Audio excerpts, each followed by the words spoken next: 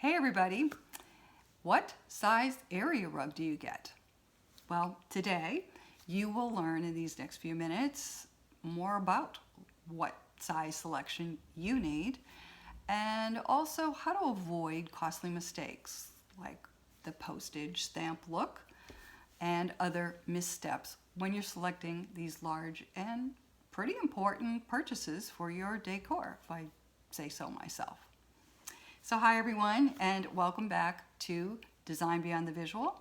I am Heidi Smith, your decorating coach and energetic advisor for you, your home, and for your workplace spaces, where my job, my joy, is to help you create good Vastu for the whole home, for the whole space. And quickly, for those of you who may be new to the term Vastu, Vastu is an ancient science and wisdom of design and architecture, and it originated in India. It stems from the same traditions as yoga and meditation. We've all heard of that. But simply good Vastu brings positive energies of harmony and good health to our buildings. You can think of it as yoga for the home or the yoga of design or even the mother of feng shui. It's a system that's been around for over 10,000 years, and it creates an energy, an essence of wellness for our environments, the places we live in and work from. It's a very specific yet simple system that creates ways for us to have peaceful, uplifting, and restorative environments so that we can thrive and feel supported for all those things in our life that matter to us. Excuse me. So, before I launch into today's content, I want to give you a few Vastu ways that might be of help and support for you right now, given the current global happenings. I was going to say global climate, with respect to the coronavirus. Rest. Try your best to find peace within so that you can maintain a vibration within you that, keeps you out of that swampy feeling. And a couple of things that you can do to improve your surroundings. Clear any stuff that you might be storing under your bed, the bed that you sleep in. I talked about this in a previous video. You can link back to that. Really essential when we sleep, the energy needs to flow effortlessly around us. And it can't do that if we are sleeping on top of stuff, which, by the way, is clutter. And there's nothing like clutter that will cloud or block energy flow any faster. So please get that stuff out from under your bed. Your cells need to turn over to repair your body, and you can support that function by keeping the surrounding energy moving around you with lots of ease and flow. Likewise, if you have any clutter or extra stuff anywhere in the room or anywhere at all, this is your environment and it needs to be cleared. Again, we're looking for positive flow, effortless flow. So, if you do get sick with this virus or anything else for that matter, you've helped your body move it along and hopefully up and out of there in record time by clearing an energetic path for it to get out and stay out. Bring some peaceful sounds into your environment too, like I love Powerful Mantras by Deva Premal. She's got a beautiful voice. I also love the sounds of nature, the rain combined with Native American flute sounds. It's a beautiful sound. It's uplifting. It moves that stagnant energy in your spaces. And of course, there's aromatherapies that you can use, natural products as opposed to toxic aerosols. We do not want those. Let's get those out. And get out in nature. Let it nurture you. All right, so we're going to roll right along. And before we do, please hit the like, share, and subscribe buttons below. It helps keep this channel in the flow. Thank you so much. All right, our area rugs. I could talk all day long about area rugs. And even though I'm new to this platform, know that there will be plenty of other design ideas and Vastu tips coming at you, not just area rugs, okay? So, but our area rugs, they do create that sense of welcoming and groundedness and that soft place to land or anchor, if you will. for that area of your home or workplace environment where you want to complete the look and feel for your decor, right? So there are several very common rectangular sizes in which to choose from, such as the 6x9, the 7x9, an 8x10, 9x12, 10x13, 10x13, and so on. And from time to time, you will find round rug options in varying sizes as well. Personally, I am not a fan of round rugs of any size or pattern because I've just never found them to be particularly restful. And this is where the decor beyond the visual comes in. Energetically, round rugs will give off that spinning feeling, and no matter what patterns or colors they have, as a result, they create a lack of grounding, the very function they are meant to have. That's where the Vastu comes in. So, as your energetic advisor, I advise, if at all possible, to use a rectangular shaped area rug to bring in the most balance and positive energy that will ultimately provide you with the best result. And just a quick side note, ask yourself, do I even need an area rug? There's no right or wrong answer there. I mean, you don't always have to have a rug. Sometimes a great looking floor just needs to be exposed and enjoyed for its beauty and simplicity. You decide, what's best for you. It's just a little something for you to consider. And since we are talking about rectangle versus round shaped rugs, I don't necessarily mind an oval shaped rug, wouldn't be my first choice, but I do feel it's a much better choice than the round, if you're asking. So, all right, so the horse before the cart, or the cart before the horse, as the saying goes. Where do I start if I am looking for an area rug? First of all, I am so glad you asked ahead of time, because a lot of us run out and make purchases and add to our furniture and furnishing inventories without considering how to connect all the dots. And all of a sudden you got a hodgepodge of stuff and it starts to feel cluttered. And by now, if you've listened to my previous videos, I do not like clutter, that junky look. And the next thing you know, you've lost your vision for the space, or at least it's starting to look and feel that way. So what I mean by the horse before the cart, or the cart before the horse, is that if you are looking for an area rug to join an existing furniture grouping, or if you're working with an existing rug that must stay, but you're needing maybe to update the furniture, such as a sofa and some side chairs to coordinate, you have a workaround that can be kind of tricky. And I've worked both ways many times for clients where we are not able to start from scratch. And that's perfectly fine.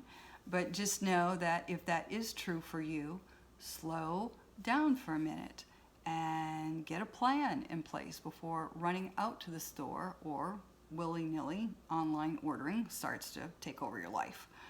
Trust me, looking for an area rug can quickly get way out of hand, get very confusing, because there are endless options and choices involved when selecting those rugs. And my goal here is to help you feel empowered so that when making these choices and decisions, it's easier and more productive for you. So one of the first places I start before even beginning my search for an area rug is to mark off the territory, the floor space where I want to place a rug. By the way, here's a great inexpensive tool I recommend, and one that you'll use over and over again for many reasons. You can use it on the walls and on the floors. Get yourself a roll of the brown paper painter's tape. You can get it at Home Depot or Lowe's or a paint store. It's the stuff that looks like brown paper, like a brown paper shopping bag. It's not great at sticking on the walls, but I found it to work, really beautifully for laying out dimensions on the floor. And this is a great time to be creative. You're laying down the tape right now, and it's just tape. At this point, it peels off very easily and doesn't make any marks. And you get to play with this. It's playtime. And eventually you'll determine what is the best size area rug for you with this mock-up. This is the time to look at things like, how much of my hardwood floors or pavers or tiles, whatever you have for your floor surface, do I want to see? Do I want to cover as much as possible with this rug? If it's a worn floor and it bothers you and budget allows, well, that could be an option for you to cover more of it. What traffic patterns, do you need to be mindful of? And what are the key furniture pieces needing to be considered that will be used with this area rug? If you already have those pieces of furniture, place them in the room and group them accordingly for the function, that they're going to provide.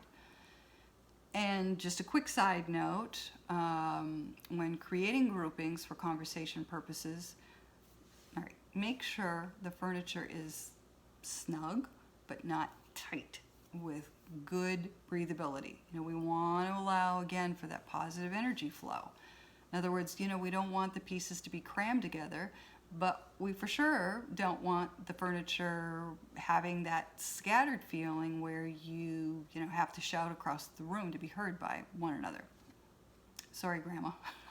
My grandmother used to have her stuff just way far apart. Could have used a megaphone a couple of times. Love her, miss her. Anyway, all right.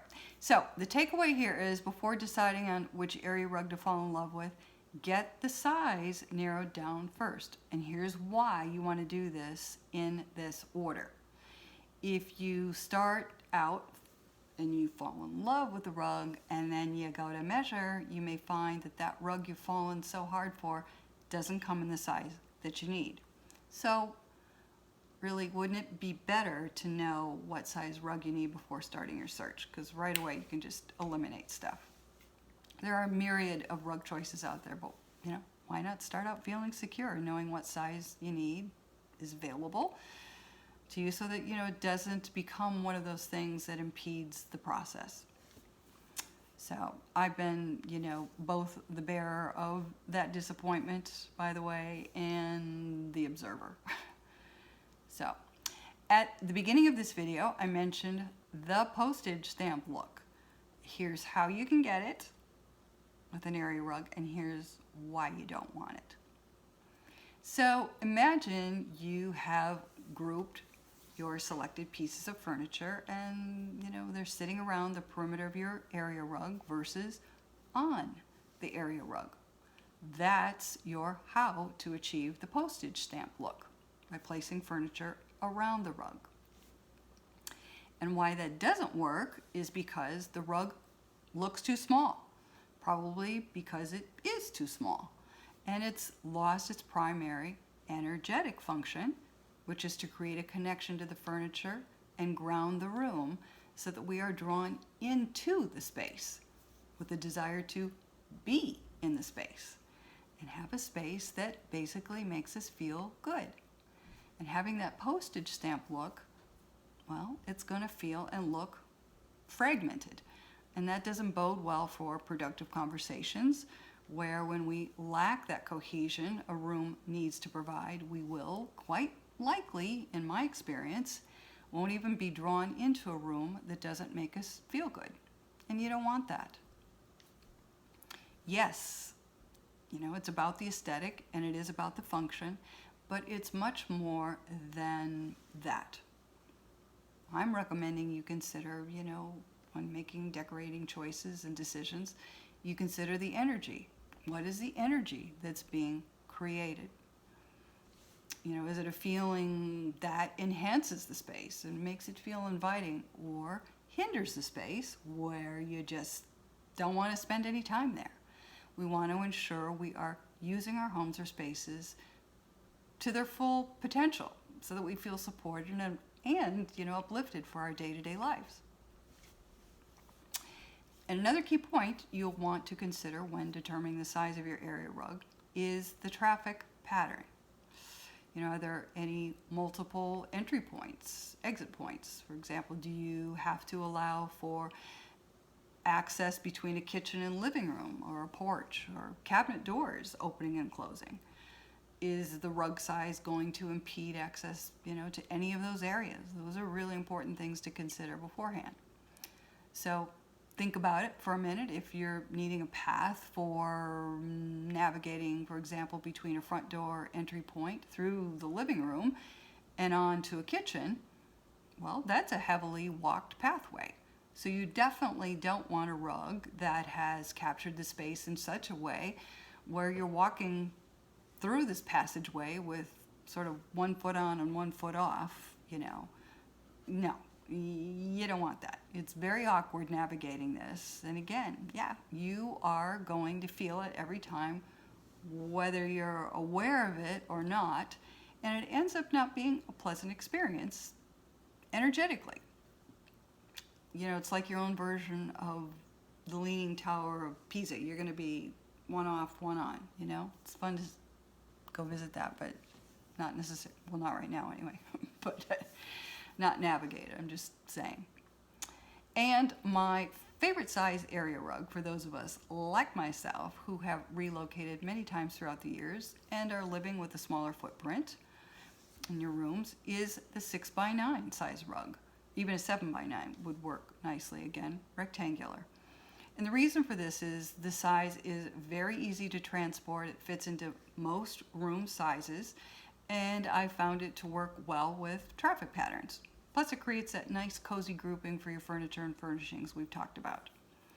So that could be helpful for those of you who find themselves moving or changing locations frequently. I mean, let's face it, area rugs can be very pricey and often pretty high ticket item for our homes that, honestly, most of us just don't have the budget that affords simply replacing them willy-nilly, right? So choosing a smaller sized rug, yet big enough to provide you with the comfort and enjoyment you seek, the chances are pretty good with these two recommended sizes of a 6x9 or a 7x9 for those of us who move frequently. You'll be able to repurpose them fairly well. And I will wrap this up by making one final not to do recommendation. An area rug can be a wonderful complement to a space, but less is more here. What I mean is, I get that people love rugs and the function they provide. I love them too. They're beautiful, and there's so many to choose from. But you can make this complement to your decor look like floating ice in the Arctic, or even resemble a patchwork quilt pattern when you've kind of overdone it. I've seen it get a little too ruggy in spaces where it can feel like you'll want to step or even leap from rug to rug. There should be a nice amount of relief where, you're allowed to experience the floor beneath your feet. So my rule of thumb is if you can jump from rug to rug in your space, you've probably got too many rugs. Let your space breathe. The energy again, right? Let the floors shine through. Let them be that foundation for the cohesion in your space. And then add an occasional adornment of a nice, properly sized area rug that you're going to template first, and that will enhance both the look and the feel to bring in a wonderful, soothing sense of beauty, restfulness, and essential energetic balance to your space and to you. All right. So this concludes today's video, and I hope you found the information helpful and are inspired to take your design beyond the visual. If you would like a private session with me where we can chat one-on-one, I've created some nice options for you to do that and to work with me privately, as I mentioned, and they are in the descriptions below. So if you are so led, again, I would appreciate it if you would hit the like, share, and subscribe buttons below. And also let me know in the comments and how I can help you to bring a deeper sense of connection to your homes and workplace spaces so that, your day-to-day lives are always and in all ways infused with beauty, brilliance, and balance. So, in the meantime, everyone, I will see you back here next week, and I wish you all good Vastu. Bye, all.